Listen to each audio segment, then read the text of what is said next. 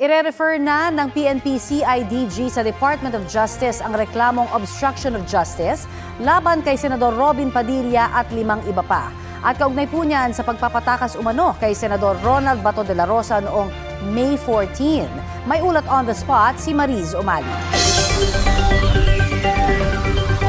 Connie, may indispensable participation daw si Senador Robin Padilla sa pagtakas ni Senador Ronald Bato de la Rosa madaling araw ng May 14 sa Senado at hindi raw ito mangyayari if it weren't for him. Yan ang sinabi ni CIDG Director Major General Robert Morico II sa press briefing ngayong umaga. Ito raw ang basehan kung bakit ire-refer na nila ang reklamo obstruction of justice laban kay Senador Padilla sa National Prosecution Service kasama ang 5 iba pa. Kabilang din ang babaeng security officer daw ni Senador Padilla na nakita sa CCTV kasama ni na Senador Bato at Senator Padilla nang papatakas na sila sa Senado. Sinabi ng CIDG na hindi incidental hitch ride, kundi well-planned, well-coordinated ang pagtakas ni Senador Bato dahil nakaabang talaga ang ilang sasakyan bilang backup para masiguro ang kanyang pag-alis daw sa Senado.